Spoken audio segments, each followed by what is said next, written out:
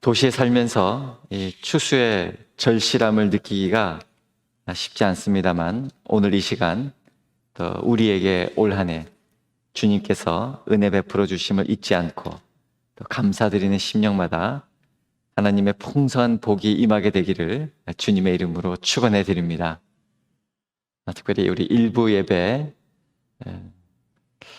왠지 너무나도 참 좋습니다.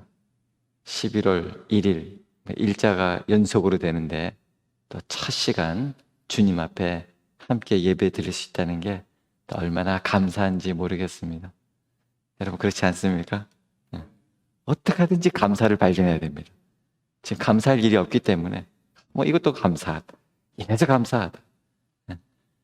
오늘 특별히 이렇게 일부에 오신 분들 얼마나 귀하신지요. 하나님께서 그 발걸음 오늘 첫 시간부터 함께 해주셨는데 오늘 하루 마칠 때까지 이 11월을 풍성케 하시고 일평생 주님이 동행하시고 또 은혜와 복으로 인도하여 주시기를 축복합니다. 오늘 함께 나눌 말씀은 마태복음 15장 21절에서 28절까지 말씀입니다. 오늘 본문에서 예수님께서는 귀신 들린 여자아이를 고쳐주셨습니다. 오늘 본문은 예수님이 이방 땅 두로와 시돈 지방에서 행하신 치유 이야기입니다. 귀신 들린 여자아이를 고쳐주셨기 때문에. 그런데 치유 이야기인데 치유에 대한 내용이 거의 없습니다. 정작 치유받은 귀신 들린 딸에 대한 코멘트도 없습니다. 대신 딸의 엄마가 주인공처럼 드러나 있고 예수님과 그 엄마가 나눈 대화가 대부분의 내용입니다. 그러니까 겉으로는 치유 이야기인데 실제로는 그 딸의 어머니의 믿음 이야기이고 사랑 이야기입니다. 오늘 말씀을 통하여 일부 예배 오신 모든 분들이 믿음, 사랑 이야기의 주인공 되시기를 주님의 이름으로 축복합니다. 우리 일부 예배 오신 분들은 이 열정과 사모함이 있는 분들이시잖아요. 오늘 1부, 2부, 3부 예배 말씀들이 관점이 다 다르기 때문에 오늘 예배 잘 드렸다 끝 하지 마시고 계속 채널 고정하셔서 2부도 되시면 들으시고 3부도 되시면 실시간으로 나가니까 예배 참석해 주시기를 부탁드리고 도전합니다. 21절에 보시면 예수님께서는 유다 지방의 경계를 넘어 두로 지역으로 가셨고 그곳에 사는 한 여인을 만나십니다. 이방 땅에서 이방 여인을 만나신 겁니다.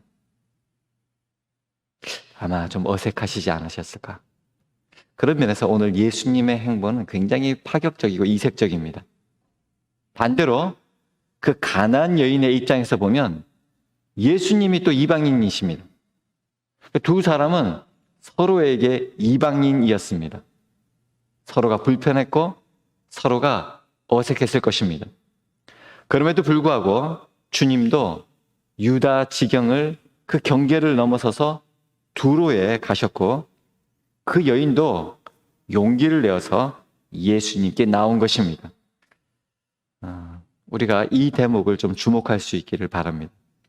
예수님과 이 여인처럼 우리 삶에는 매우 어색한, 매우 불편한 이런 만남이 필요합니다. 적어도 몇 차례 어색하고 불편한 만남이 필요합니다. 그러나 사실은 인생에 있어서 결정적인 만남이 됩니다. 배우자를 만나기 위하여 소개팅, 미팅, 맞선 보는 자리에 나갔습니다. 아이고 심장이 콩닥콩닥 하기는 하지만 어색한 것은 감출 수가 없습니다. 혹시 이분이 나와 평생 함께할 반려자가 될 것인지 그렇지 않은지. 좋은 친구와의 만남 여러분 어땠습니까? 너무 좋은 분위기에서 좋은 상황 속에서 하나도 거리낌 없이 만나자마자 말이 통했던 그런 경우가 있습니까? 그런 경우도 혹 있을지 모르지만 처음에 저 친구 저렇게 안 봤는데 내지는 대화하기도 좀 어색했는데 그런데 교제하고 지나고 볼수록 진국이고 지금도 흉금 없이 마음을 터놓을 수 있는 그런 친구와의 만남이 어색함으로 시작했던 그런 적 없습니까? 저는 뭐 많이 이렇게 화면에서 보고 경험도 했었지만 아기가 딱 태어나는데 우는 것입니다. 왜 울까? 이렇게 기다리고 10달 동안 기다리고 기도하며 준비하고 그렇게 기다린 생명인데 왜 울음으로 시작될까? 이거 참 잘 모르겠다 이런 생각을 한 적이 있었습니다. 아무튼 이런 어색하고 불편한, 그러나 그 시간이 조금만 지나면 특별한 기쁨이 있습니다. 여러분, 주님과의 만남이 그렇습니다. 제가 아는 목사님이 본격적으로 신앙생활하게 된 것은 중학교 3학년 때였다, 이렇게 말씀하셨습니다. 저는 그야말로 모태신자, 정말 엄마 뱃속에서부터 교회를 다니는데 제가 아는 이 목사님은 중학교 3학년 때 교회에 본격적으로 나오게 됐다는 거예요. 친구의 전도로 이제 교회에 이제 오게 됐는데 가기 직전까지 갈까 말까 고민했답니다. 약속을 했기에 약속을 지켜야 해서 교회를 행했지만 매우 마음이 불편했다는 거예요. 예배당에 들어설 때 그 느낌이 나쁘지는 않았지만 그냥 왠지 너무 부끄럽고 너무 어색했다는 것입니다. 예배당 오는 게 너무 부끄럽고 어색했다는 거예요. 여기 부끄럽고 어색한 분 계십니까? 우리 그냥 오는 게 너무 좋아가지고. 처음 교회 오는 분들은 그렇다는 거예요. 예배가 다 끝나고 이제 끝났나 보다 했는데 환영 축하를 한다고 앞으로 나오라는 거예요. 처음 온 사람한테. 정말 나가기 싫었는데 안 나갈 수 없어가지고 막 친구가 나가 그래가지고 할 수 없이 나갔답니다. 당시 그 중고등부 전도사님이 새로운 친구를 위해서 기도를 해주는데 기도하는 그 순간 뭐 자기도 모르게 눈물이 팍 나왔다는 거예요. 그리고 그때부터 지금까지 꾸준히 교회를 다니고 있고 너무 훌륭한 목사님이 되셨습니다. 우리 이재환 목사님 이야기인데 그 목사님은 그날이 너무 어색했고 부끄럽고 도망가고 싶은 그런 날이었는데 정말 그랬다면 목사가 되지 못했을 것이고 어쩌면 지금까지 교회를 안 다니고 있었을 것이다, 이렇게 말했습니다. 저는 우리 성도 여러분들에게도 이런 만남이 있기를 축복합니다. 여러분, 그러려면 경계를 넘어서야 합니다. 마음을 열어야 합니다. 때로는 용기가 필요합니다. 어색하고 부끄럽고 도망가고 싶을 수가 있습니다. 그러나 포기하지 마십시오. 주님께로 나아가시기 바랍니다. 이 두루에서 만난 그 여인은 주님을 보자 소리를 질렀습니다. 22절 말씀에는 주 다윗의 자손이여 나를 불쌍히 여기소서, 내 딸이 흉악하게 귀신 들렸나이다. 지금 이 여인의 외침에는 크게 두 가지 내용이 포함되어 있습니다. 하나는 예수님에 대한 주 고백입니다. 주 다윗의 자손이요. 이분이 어떻게 이렇게 예수님에 대해서 정확하게 알고 또 제대로 믿고 있는지 보여주는 그런 고백인 것입니다. 뭐 여기는 짧게 나와 있어서 그 경로를, 알게 된 경로를 알 수는 없지만 예수님은 주님이시다, 메시아이시다, 다윗의 자손이라고 했으니까 이걸 믿었던 사람이다 라고 하는 것입니다. 아직 지금 오늘 몇 장이에요? 마태복음? 오늘 15장이잖아요. 16장 가야 드디어 베드로가 주는 그리스도시여 살아계신 하나님의 아들이십니다. 예수님의 제자들도 아직 예수 주 고백이 안 나왔는데 이 이방에 있는 가나안 여인이 예수님을 보고는 주 다윗의 자손이여 예수 주 고백을 하였다. 놀라운 믿음입니다. 또 하나는 내 딸이 흉악하게 귀신 들렸나이다. 자신의 딸에 대한 고백입니다. 내 딸이 흉악하게 귀신이 들렸나이다. 얼마나 어색하고 이것을 오픈해야 하니까 부끄럽고 뭐 그럴 경황도 없다고 한다면 얼마나 괴로웠겠습니까? 사랑하는 딸이. 이 여인의 두 가지 고백에서 주목하고자 합니다. 첫째는 주님에 대한 고백. 두 번째는 딸 혹은 이웃에 대한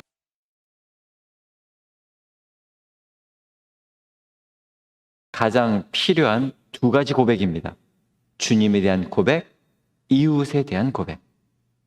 주님에 대한 고백은 믿음의 고백이고 구원에 이르게 하는 고백입니다. 이웃에 대한 고백은 사랑의 고백, 사명에 이르는 고백입니다. 그리스도 안에 꼭 있어야 할 두 가지는 바로 믿음과 사랑이다. 믿음의 구원, 또 사랑의 사명, 이것이 그리스도인의 삶을 이끄는 두 축인 것입니다. 두 날개 하는데 정말 한쪽 날개로는 날 수가 없잖아요. 우리 그리스도인들은 어떻게 해서 난다고요? 믿음과 사랑. 믿음은 정말 좋은데 사람이 냉정해. 사랑이 없어. 이거 뭐 좀 이상하지 않습니까? 참 사람은 좋고 참 잘 베풀고 사랑은 많은데 믿음이 없어? 그리스도인이 아닌 것입니다. 그러니까 오늘 이 이야기는 믿음과 사랑의 이야기인 것입니다. 저는 소리 지르는 것을 좋아하지 않습니다. 그래서 제가 그런데도 가끔씩 소리 질러서 좀 죄송하게 생각합니다만, 아무튼 다른 사람들이 소리 지르는 거 안 좋아하는데, 이 여인의 두 가지 고백, 주님에 대한 고백도 딸에 대한 사랑도 소리 지를만 합니다. 다윗의 자손 예수여, 우리 딸을 고치소서. 신학자 칼 바르트는 이 복음에 대해서는 흥분하지 않고 말할 수 없다, 이런 말씀하셨어요. 정말 예수님을 만났다면 그 감격으로 흥분할 수밖에 없는 것이 우리 인생이라고 하는 것입니다. 이 여인은 너무나 절실해서 지금 소리를 지르고 있습니다. 그런데 예수님이 한 말씀도 대답하지 아니하시는 겁니다. 이게 무슨 일입니까? 23절, 예수는 한 말씀도 대답하지 아니하시니. 이렇게 외치고 부르셨는데 예수님이 한 말씀도 대답하지 않으셨다라고 하는 것입니다. 그러니까 제자들이 와서 조심스럽게 말합니다. 이 여인이 우리 뒤에서 소리를 지르니까 그를 보내소서. 무슨 말인지 애매합니다. 뭐 시끄러우니까 좀 이 여자 좀 내보내게 해라 하는 건지, 아니면 주님 평소에 이렇게 아픈 사람, 힘들어하는 사람 그냥 넘어가신 적 없지 않습니까? 이 여인 좀 고쳐주시든지. 근데 이 제자들이 하는 말로만 봐서는 좀 애매합니다. 어쨌든 제자들이 이야기할 때 그제서야 주님이 대답을 하셨는데 그 내용이 놀랍습니다. 나는 이스라엘 집에 잃어버린 양 외에는 다른 데로 보내심을 받지 아니하였노라. 쉽게 말하면 이 이방 여인 도와줄 수 없다, 이런 뜻으로 들립니다. 이 말을 그 여인이 들었는지 못 들었는지 아랑곳하지 않고 주님께 나와서 대뜸 절을 하고는 다시 말합니다. 25절에 주여 저를 도우소서. 오늘 본문에 예수님도 또 이 이방 여인의 모습도 보는 사람을 더 당황스럽게 합니다. 이어서 예수님께서 하시는 말씀을 보면 상상이 안 될 정도입니다. 자녀의 떡을 취하여 개들에게 던짐이 마땅하지 아니하니라. 아니, 계란이. 그런데 여인은 이렇게 대답하는 것입니다. 주여 올소이다. 많은 개들도 제 주인의 상에서 떨어지는 부스러기를 먹나이다. 이 말은 개라고 불러도 상관없습니다. 개에게 주는 부스러기라도 주십시오. 도대체 이 여자는 부끄러움도 자존심도 없단 말입니까? 이쯤 되니 심순덕 시인의 엄마는 그래도 되는 줄 알았습니다 라는 시가 떠올랐습니다. 많이 아시는 글이지만 읽어드리겠습니다. 엄마는 그래도 되는 줄 알았습니다. 심순덕. 엄마는 그래도 되는 줄 알았습니다. 하루 종일 밭에서 죽어라 힘들게 일해도. 엄마는 그래도 되는 줄 알았습니다. 찬밥 한 덩이로 대충 부뚜막에 앉아 점심을 때워도. 엄마는 그래도 되는 줄 알았습니다. 한겨울 냇물에서 맨손으로 빨래를 방망이질해도. 엄마는 그래도 되는 줄 알았습니다. 배부르다, 생각 없다. 식구들 다 먹이고 굶어도. 엄마는 그래도 되는 줄 알았습니다. 발 뒤꿈치 다 헤어져 이불이 소리를 내도. 엄마는 그래도 되는 줄 알았습니다. 손톱을 깎을 수조차 없이 닳고 문드러져도. 엄마는 그래도 되는 줄 알았습니다. 아버지가 화내고 자식들이 속썩여도 끄떡없는. 엄마는 그래도 되는 줄 알았습니다. 돌아가신 외할머니 보고 싶다. 외할머니 보고 싶다. 그것이 넋두리인 줄만. 한밤중 자다 깨어 방구석에서 한없이 소리 죽여 울던 어머니를 본 후론 아, 엄마는 그러면 안 되는 것이었습니다. 그렇습니다. 이 여인도 마찬가지입니다. 왜 부끄럽지 않겠습니까? 왜 자존심이 상하지 않겠습니까? 자기를 개에 비유했는데 모욕감을 느끼지 않을 사람이 어디 있겠습니까? 이 어머니는 흉악하게 귀신 들려 하루하루를 고통 가운데 사는 딸에 대한 사랑 때문에 이런 고통을 감수한 것입니다. 오늘 우리는 이 이방 여인을 주목할 필요가 있습니다. 사랑하는 딸, 눈에 넣어도 아프지 않을 딸이 흉악하게 귀신 들려 몹시 괴로워했습니다. 여러분이 그 엄마라면 마음이 어떻겠습니까? 처음에는 불쌍히 여기던 가까운 사람들조차도 시간이 지날수록 그 딸을 공격하고 그 어머니를 비난해 줄 것이었습니다. 다른 사람들이 그 아이의 비정상적인 행동이 심해질수록 사람들이 딸을 향해 손가락질을 하며 할수록 왜 딸을 저렇게 간수를 못하냐고 더 말을 할 때마다 그것으로 인해 고통받는 딸의 눈물을 이 어머니는 먼저 보았을 것입니다. 그 엄마의 마음에는 오직 한 가지 생각밖에 없었습니다. 내 딸을 고칠 수만 있다면 개라고 불리는 것은 아무 문제가 아니다. 무슨 수를 써서라도 내가 대신 아파서라도 아니 내가 죽어서라도 이 딸을 고치고 싶다. 지금 이 여인의 위대함은 무슨 성경 말씀을 완벽하게 꿰뚫고 있는 교리적인 믿음이나 사회적인 지위나 능력이 아닙니다. 오직 자기 딸을 향한 지극한 사랑일 뿐입니다. 예수님은 이런 뜻밖의 반응이 어쩌면 이 여인의 마음을 이렇게 감추지 않고 아낌없이 드러내고 극도로 드러내기 위한 것일지 모릅니다.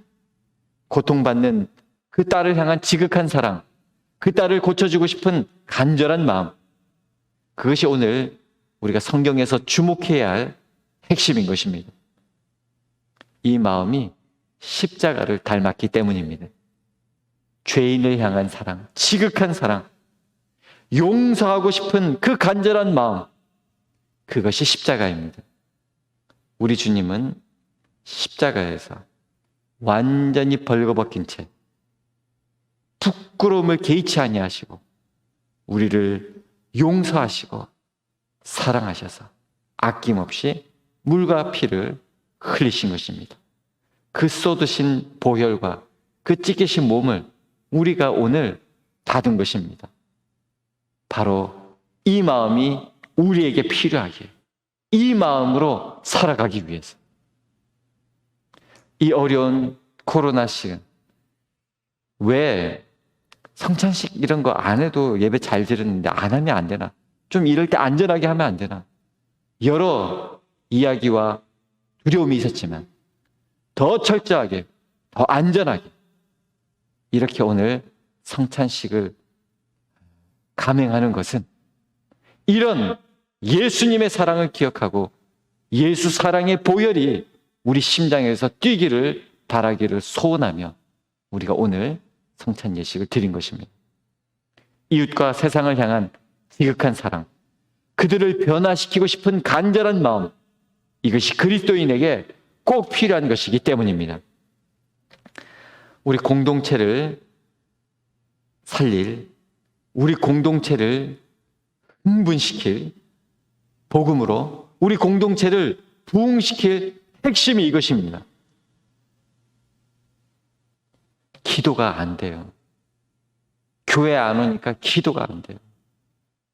그래서 기도가 안 된다는 것은 뭔 그런 핑계가 많은지, 사랑하지 않기 때문이라고 왜 말을 못하는지, 간절하지 않기 때문이라고 왜 고백하지 못하는지.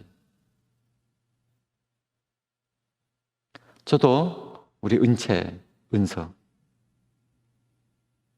그냥 간절해져요. 사랑하니까. 딸들을 사랑하니까. 오늘 기도하면 어제 기도했다고 오늘 기도 안 해요? 오늘 기도하면 내일 기도 안 해요? 밥은 한 끼 안 먹으면 큰일 나는 줄 알면서 기도 안 하고는 아무렇지도 않게 시간을 그냥 보내요. 이 믿음은 딸에 대한 사랑이 기초되었습니다. 예수님은 이 여인의 교조적인 믿음에 반응하신 것이 아니라 사랑에 반응하신 것입니다. 예수님과 이 여인의 대화를 살펴보면 교리에 대한 대화가 아닙니다. 성경 지식도 아니고 어떤 경력도 아닙니다. 이 여인은 딸을 사랑하는 마음으로 치유를 구했고 예수님은 그 마음에 반응하셨습니다. 사랑하면 교회가 건강해집니다. 누가복음 18장처럼 끝까지 포기하지 않고 기도해야 합니다. 그런데 그 차이는 딸을 사랑하는 마음의 동기에 있습니다. 자기 병을 낫기 위해 끝까지 참은 것이 아닙니다. 그렇죠? 다른 사람을 사랑하는 것이 기도를 하게 합니다. 기도를 위한 동력은 사랑입니다. 사랑하면 교회가 건강해집니다. 사랑에 빠지면 교회의 기도가 간절해집니다. 여러분, 싸움하는 교회들 여러분 보셨나요? 막 교회에서 그렇게 싸움을 해요. 기도할 때, 찬양할 때는 목소리가 크지 않은데 무엇을 싸움할 때는 목소리가 커요. 그런 기도를 보면, 그런 교회를 보면 사랑이 없다는 걸 알 수가 있죠. 사랑이 없으니까 이 귀한 예배당, 주님이 임재하시는 이 예배당에서도 큰 소리를 치고 싸웁니다.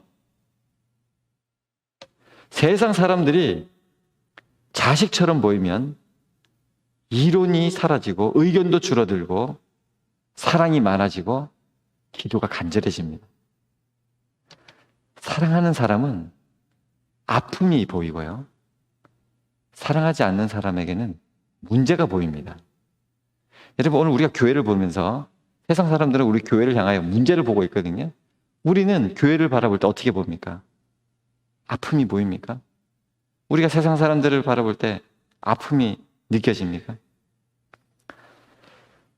하나님의 마음, 바로 주님의 마음, 자기 딸이 정상적인 삶을 살 것이라고 하는 하나님은 내 딸이 귀신 들린 채로 흉악한 삶을 사는 것이 아니라 온전한 삶, 믿음의 삶, 하나님께 영광 돌리는 삶을 살기를 하나님이 원하신다. 하나님이 원하시는 이 기대를 버리지 않았다. 이 여인은 그런 것입니다. 귀신 들린 여인도 이렇게 하나님의 그 기대를 저버리지 않았는데, 우리는 그렇지 않습니다. 세상에 보면 아이고 저 빌어먹을 놈, 자기 자신을 보고 빌어먹을 놈이라 그래. 그럼 앞으로 자기 자식 빌어먹으면서 사는 인생 될지어다, 지금 이렇게 하는 거죠. 우리가 볼 때는 기가 막힌 말을 하고 있는 거예요. 지금 하나님에 대한 믿음과 기대가 없으면 그런 말을 그 사랑하는 하나님이 축복으로 주신 자녀에게도 하는 거예요. 마지막 예수님의 치유입니다. 여인이 극도로 겸손을 표하면서도 강력하고 적극적인 신념을 표하며 믿음과 사랑을 외쳤을 때 우리 주님의 반응은 어김없었습니다. 28절 말씀입니다. 내 믿음이 크도다. 네 소원대로 되리라. 이 여인의 큰 믿음과 사랑이 감동적입니다. 하지만 여기서 우리가 주목해야 할 중요한 사실은 결국 예수님이 네 믿음이 크도다. 네 소원대로 되리라 선포하시는 순간 그 여인이 위로를 얻고 치유를 받고 무엇보다도 그때 딸이 귀신 들림으로부터 해방되었다는 것입니다. 여러분 이 사실을 믿으십시오. 주님이 고치십니다. 주님이 문제를 해결하십니다. 그러니 문제 해결은 치유는 주님 손에 달려 있다는 것을 기억하고 주님의 침묵에 당황하지 마십시오. 주님의 침묵은 나의 믿음을 분출을 기다리는 주님의 인내함입니다. 주 안에 있는 사람은 언제 어느 때든지 폭풍전야가 아닙니다. 사랑전야인 줄로 믿으시기 바랍니다. 내일 아침이면 주님이 사랑을 드러내실 것입니다. 침묵을 깨실 것입니다. 우리를 위로하실 것입니다. 춘향전으로 하면 암행어사 출두요 그 직전입니다. 주님의 침묵은 우리가 답답하고 아슬아슬하게 여기고 있는 것보다 우리 주님은 더 하십니다. 조금만 더 믿음으로 힘을 내라. 주님이 더 기다리고 계십니다. 사랑하면 건강해진다. 큰 소리 치고 싸우는 것이 건강해지는 거 아니라 사랑하면 교회는 건강을 회복하게 되고 사랑하면 주의 뜻을 이루게 된다. 여러분 함께 있던 제자 수제자마저도 믿음이 작은 자에 왜 의심하였느냐. 믿음이 작은 자였는데 오늘 이 이방 여인의 이 믿음은 너무나도 우리에게 큰 감동과 도전을 주고 있습니다. 궁극적으로 복음은 예수를 주로 고백하는 예수를 주라고 믿는 모든 사람에게 개방되어 있다. 유대인이든 이방인이든 제한이 없다는 것을 보여주고 있는 것입니다. 사랑은 하나님의 사랑을 받아 누리는 모든 사람에게 열려 있습니다. 교인이든 교회 밖 사람이든 제한이 없습니다. 복음의 종착역은 땅끝이 아닙니다. 바로 교회가 아니라 땅끝일 것입니다. 복음은 이처럼 배타적이지 않고 수용적이죠. 저 같은 담임 목사들의 함정은 우리 교회의 부흥을 꿈꾸고 있다는 것입니다. 담임 목사 입장으로서는 새 가족들이 우리 교회 막 몰려오고 등록하는 것을 원합니다. 하지만 하나님은 모든 사람이 하나님의 품으로 돌아오기를 원하십니다. 그러니까 우리의 궁극적인 목표는 종합교회 부흥이 아니라 복음이 세상 끝까지 전파되는 것입니다. 그렇다고 한다면 지금 세상 끝처럼 멀어져 버린 도저히 무슨 오죽하면 90년대생이 온다 이런 책이 있겠습니까? 분명히 똑같은 사람인데 아니 한 식구인데 땅끝까지 거리감이 느껴지는 우리 다음 세대들 또 우리 가족들 복음을 전하는 것 주의 사랑 이것이 우리의 궁극적인 목표인 것입니다. 지금 크지도 않는 이 대한민국 지금도 여전히 지역으로 나눠져 있고 뭐로 나눠져 있고 그렇게 나눠져 있는 것 우리가 이렇게 나눠져서 살 사이가 아니라 주의 사랑으로 하나가 되어서 사랑을 나눌 사이입니다. 그들에게 끝까지 사랑으로 섬기고 복음을 전하고 뭐 북한은 말할 것도 없죠. 남보다 더 못한 동포 어떻게 동포란 말을 할 수가 있습니까? 하지만 저렇게 땅 끝까지 멀어져 있는 저 북한을 품고 기도하는 것 이게 교회의 그리스도인의 궁극적인 사명인 것입니다. 오늘 이 이방 여인의 믿음과 사랑 이야기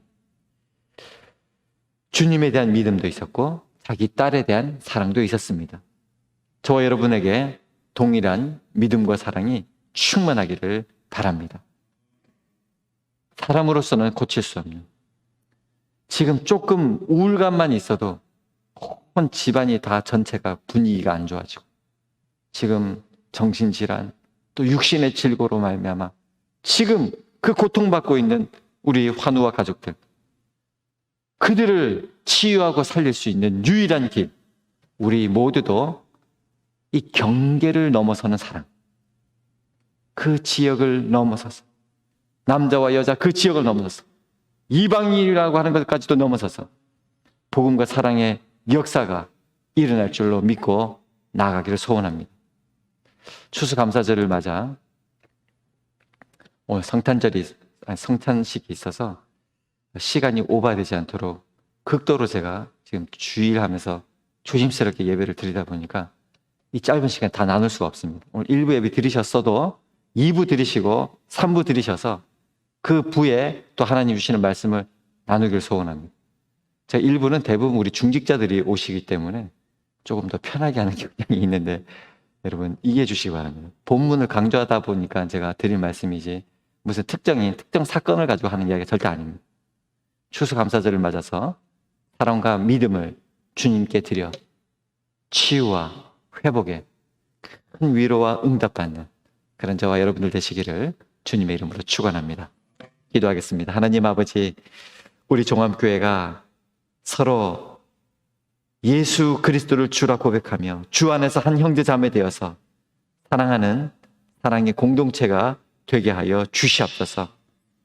주님이 인내하시고 우리를 기다려 주셔서 마침내 믿음으로 하나님 앞에 담대하게 나오게 한 것처럼 오늘 우리도 정말 우리 가정이, 우리 교회가 믿음이 폭발하고 사랑이 폭발하는 그런 하나님 나라 사랑의 공동체가 되게 하여 주시옵소서.